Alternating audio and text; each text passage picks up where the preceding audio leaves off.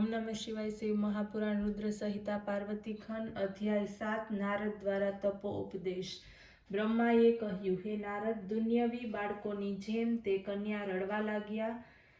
તે કન્યાના રુદનને સાંભળીને નગરની સ્ત્રીઓ ત્યાં દોડી આવી। હિમાલય પણ પોતાને ત્યાં પુત્રીના જન્મના સમાચાર સાંભળતા અત્યંત આનંદિત થયા। નગરના નર નારી આનંદની ઉજવણી કરવા લાગ્યા, નૃત્યાદિક થવા લાગ્યા, વાજિંત્રો વાગવા લાગ્યા। હિમાલયે વિધિપૂર્વક સર જાત કર્માદિ સંસ્કારો કર્યા, પછી બ્રાહ્મણોને દાન આપ્યા, યાચકોને ઈચ્છિત વસ્તુઓ આપીને તેમણે પ્રસન્ન કર્યા। મુનિજનોએ નામકરણ કરતા જગદંબા, તારા, મહાવિદ્યા, કાલી અને બીજા ઘણા નામો બતાવ્યા। ચંદ્રમાની કલાની જેમ હિમાલય પુત્રી ધીરે ધીરે મોટી થવા લાગી। તેના અંગ પ્રત્યંગ ચંદ્રમાની કલાની જેમ શોભવા લાગ્યા। શ્રી ગિરિજા પોતાની સખીઓની સાથે હવે રમવા લાગી। પોતાનો પ્રભાવ તેણે અપ્રગટ રાખ્યો। ગંગાજીની રેતીમાં રેતીના ઘર બનાવતી, કૂદતી, રમતી, અનેક વેશોને ધારણ કરીને ક્રીડા કરવા લાગી। પછી ભણવાના સમયે ગુરુ ઘરવાસ કરી તે ભણવા લાગી।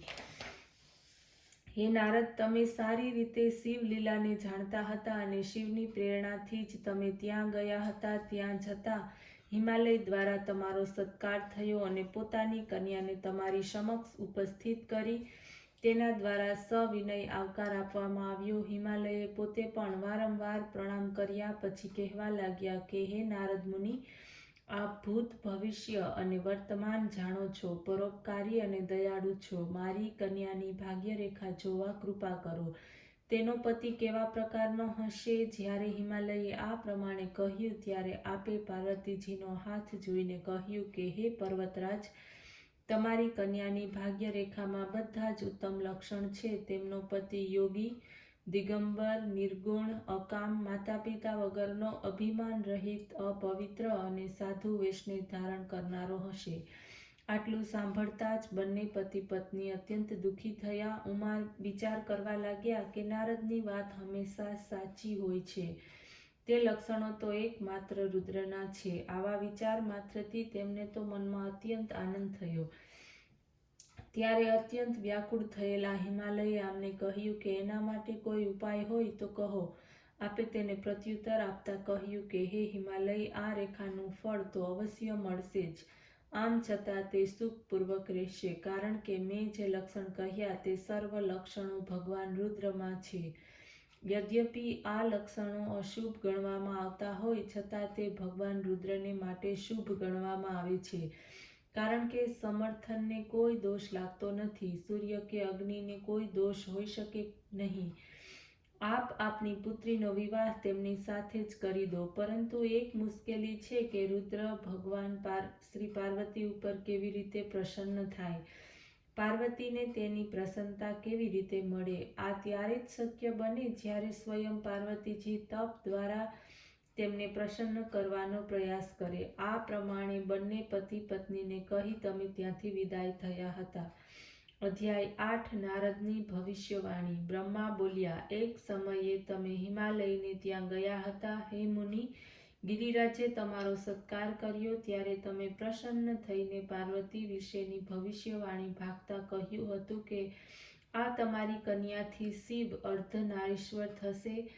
આ તેઓનો મેળાપ પ્રથમનો જ છે તેમ નથી, પુનઃ તે તેમના મેળાપને પ્રાપ્ત કરશે। સોના સરખી ગૌરવર્ણ વાળી, સુવર્ણ સમાન કાંતિથી યુક્ત આ કન્યા શિવને સંતુષ્ટ કરશે। તમારી પુત્રી વીજળી સમાન ગૌરવવાળી થશે। આ કન્યા તપ વડે શિવને સંતુષ્ટ કરશે, સર્વ દેવને માટે તે પૂજ્ય બનશે। ત્યારે હિમાલયે કહ્યું, આ કેવી રીતે શક્ય છે?